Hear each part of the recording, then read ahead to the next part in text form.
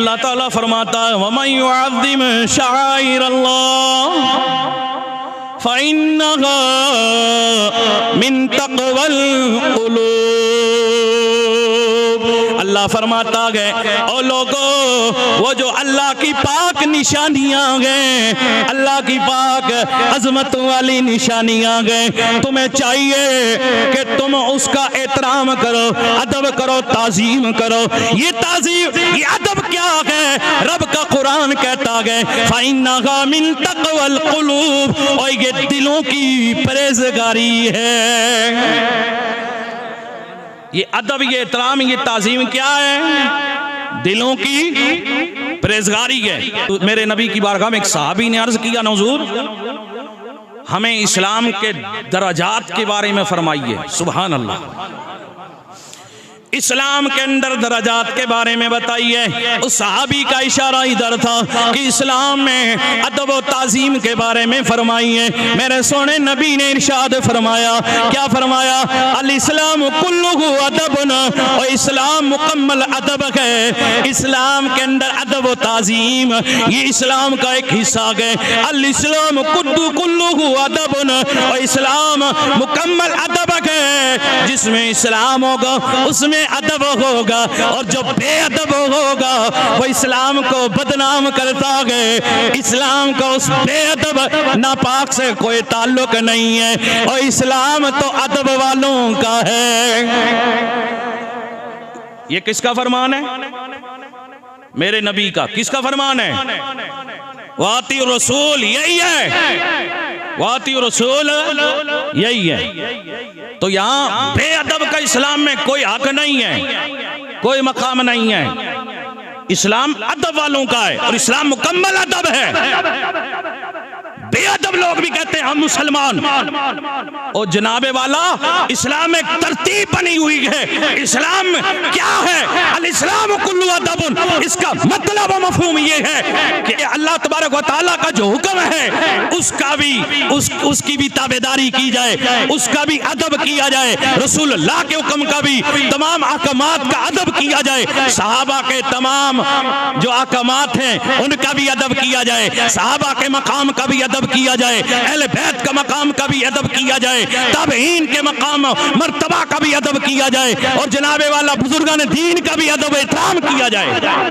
जो उनका मकाम, उनकी अजमतें, उनकी शानें हैं। अल्लाहु अकबर। आइए ना हुजूर की बारगाह में चलें। लोग कहते हैं कि जनाबे वाला ये खड़े होके अदब से क्या होता है?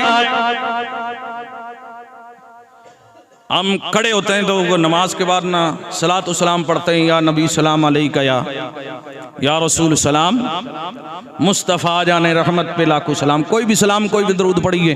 ये अदब होना, ये भी जनाब ताजीम है। क्या है? ताजीम है।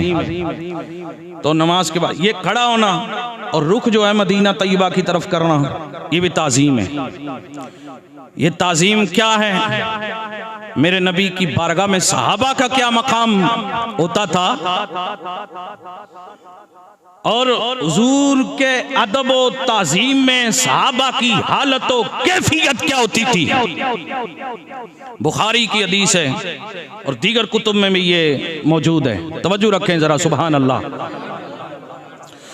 हदीस मुबारका के अंदर आता है हज़रत उसामा बिन शरीक रज़ियल्लाहु ताला अन्हुमा, आप मेरे नबी की बारगाह में हाजिर हुए। आपने क्या मंजर देखा? मेरे सहाबा हुजूर की बारगाह में बैठे हुए गए, लेकिन क्या अदब है, क्या अदब है कि सहाबा के सर हिलते भी नहीं है। सहाबा इतने अदब से बैठे गए कि जुबान भी खामोश है, आंखें भी रुकी हुई हैं, सर भी रुके हुए गए। यूं महसूस होता है कैसे हजरत उसामा की जुबान से सुनिए, आप कहते गए अतईतु नबी सल्लल्लाहु ताला अलैहि वसल्लम, जब मैं हुजूर की बारगाह में हाजिर हुआ, वह अस्हाबुहु हौलहु, और मैंने सहाबा का हुजूर की बारगाह में ये हाल देखा कि हुजूर की बारगाह में सहाबा यूं बैठे गए। कैसे बैठे गए? कान्नमा अला रूसिहि मुत्तईर, और यूं महसूस होता गए कि सहाबा के सरों के ऊपर परिंदे बैठे हुए गए।